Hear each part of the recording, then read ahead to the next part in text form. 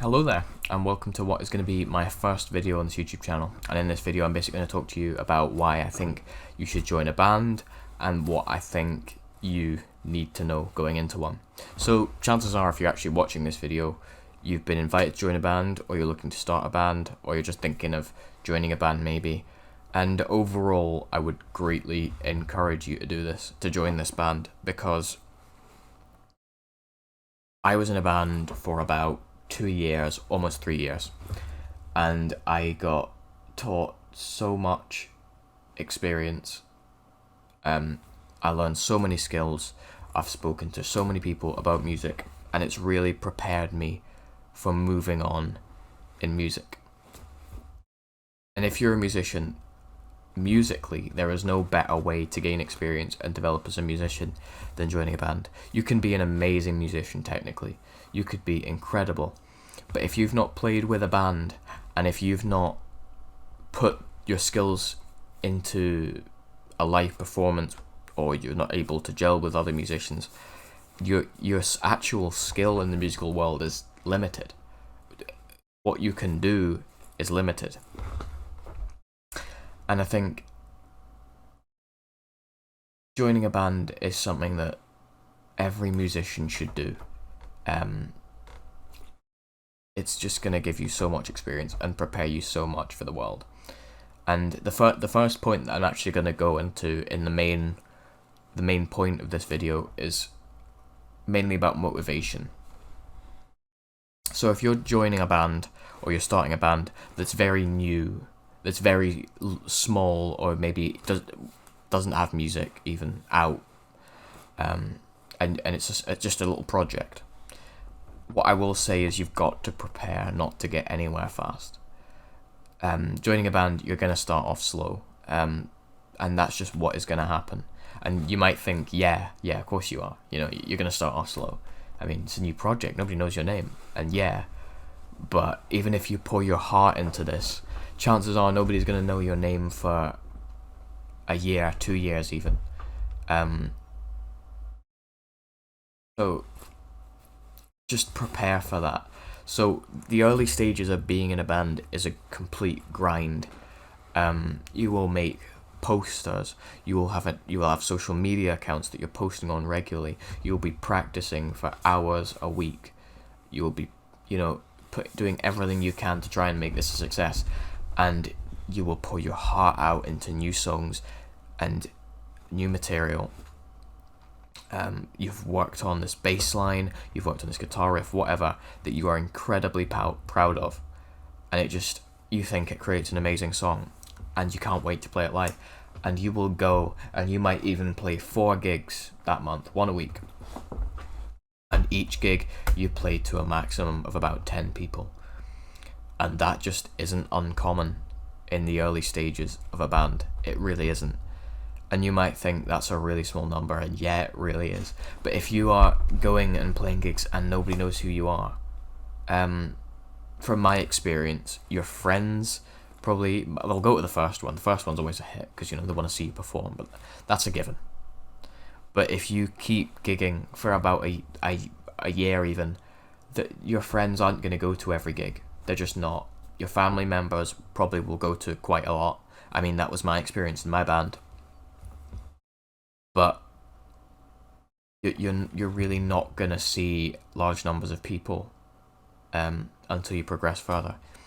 So as I said, I was in a band for about 2 years, and we only started selling out shows, only in small venues. We only started selling out shows about towards the time I left, which was coming on 3 years with the band.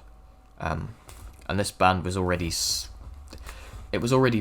going when I joined. It was very, very small, but it was already there, and that still took almost 3 years before we even started getting any numbers in shows. I had to leave this band for personal reasons, but you've got to prepare for that. This is the hardest part of being in a band, and even if you're struggling, even if you've watched this video and decided to join a band or start a band, and you're really struggling, I want you to come back and watch this video, because we all go through it, and I just want you to know that we all go through it. It is so difficult to break into the music scene, and most bands split up in the early stages, but if you don't let it happen, I guarantee you it will pay off, because you will develop your own sound, you will develop your own music, and you will slowly start to build up a fan base. On the topic of letting it sort of go beyond the point of the beginning, make sure it's with the right people. So being in a successful band isn't all about the music you play. It's about how you gel, because you could be an amazing musician, you could be incredible, but if you don't really connect with the people you're writing music with, and if you don't really connect with the people on stage, people in the audience are going to see that. They're going to be able to tell that there's no passion for the group. You might have passion for music and you might love what you're doing, but if you're not gelling with the people that you're on stage with, there will be no smiling, no messing about on stage, just overall having a good time. And I found that if you manage to just have a good time with your bandmates, it makes everything so much easier, it makes everything so much fun. The audience will see it, hear it in the music, that you're just working well together. And if you don't get on amazingly, chances are the band isn't actually going to last. Because you can be amazing musicians, you can be incredible, but if the chemistry isn't there, not only will it affect the music and the live performances, but there's going to be, if you don't get on with them, there's going to be some form of disagreement. Maybe it's over a creative thing, maybe you don't agree with something he's writing, but there's going to be some sort of disagreement or falling out. Maybe you don't think he's giving enough commitment, any of that. You need to make sure you're with like-minded people if you really want to go the distance. I don't want you to think about that too much, because I think just being in any band at an early stage is key in developing as a musician. But I think if you get on really well with the people that you're going to join a band with, go for it. But if you really don't, or you don't know them that well, it's risky. Because I mean, I've had practice sessions which have lasted about 6 hours most of the day, and we used to practice. There'll be some weeks we'd practice most days, and then before a gig sometimes we'd practice for the three days before the gig, or something like that, and that is a lot of time to spend with someone. So you've just got to make sure you're with the right people. On to the next point, which is more about the actual success of the band itself. I think maybe hold off on gigs for a little while when you have a band. If you want to just play a few cover gigs and get experience performing covers and just performing with your bandmates, that's fine. But if you just take the time to develop your sound and develop what you're writing and develop as musicians before you play live, it'll be a lot more effective when you finally get on the stage. So I also think that you should pick a style before you start gigging, which kind of goes hand in hand with this, because you want to have played with your bandmates and practiced long enough to have your own sound and your own style, because it'll benefit you later on. So if you are a punk band mainly, and you like playing punk, and you've got this, you like having a funky bass line, which just makes it that little bit different, that's your style, that's your sound, because it stands out due to the bass. Well, if you keep going with that, and you keep doing that, and you release your first single, which is this funky, punky song, everybody loves it, right? Everybody loves it. Well,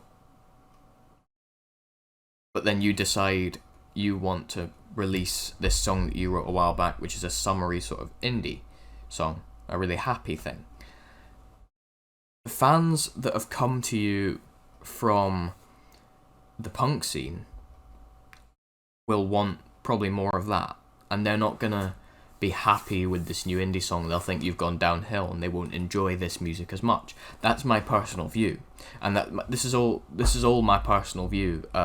Especially to do with the holding off on gigs in the beginning, unless you're doing cover gigs and developing your own sound. That's all my view. That's all what I do, because I think that picking your own sound and developing it is solid and very important to building a good fan base of sort of like-minded people who you want to come for your sound. And the next point is you need to have something unique.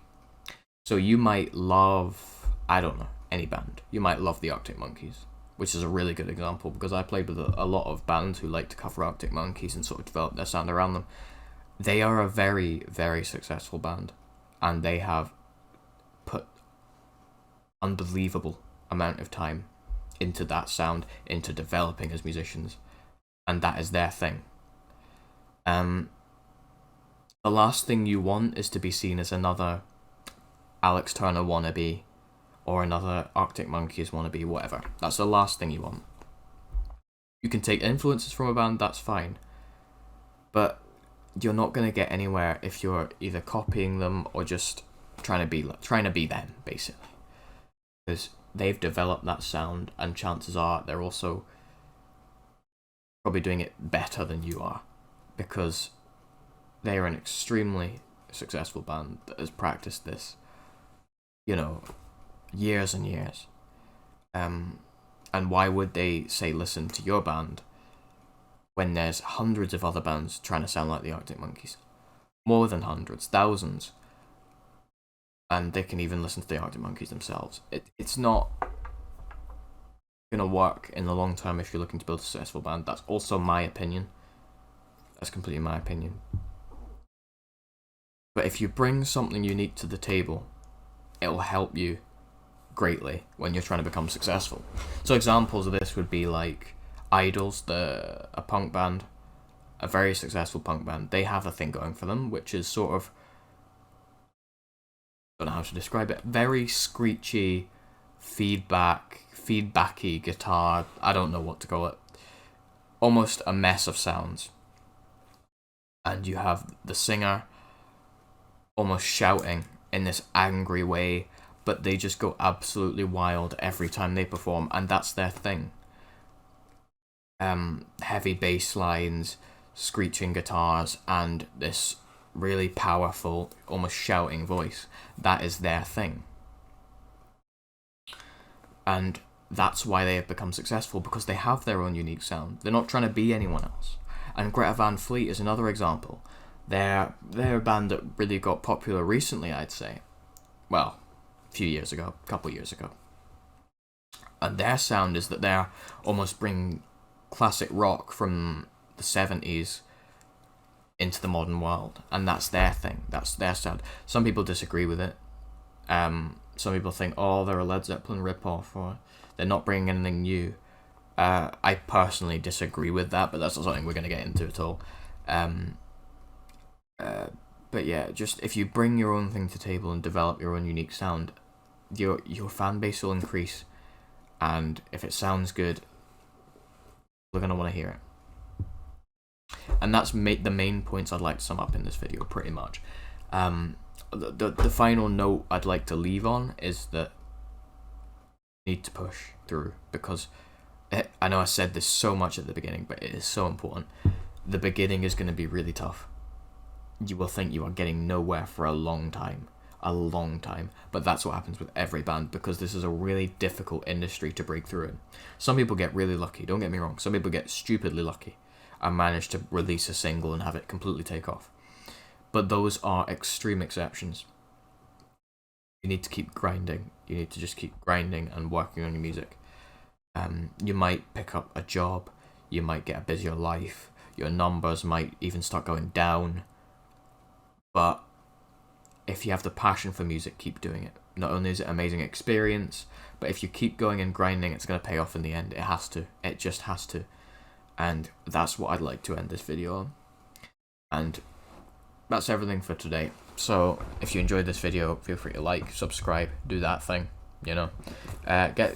write to me in the comments, let me know if you enjoyed the video, leave me any video suggestions, anything like that, and I'd love to get back to you. So I hope you enjoyed this video, and I'll see you next time.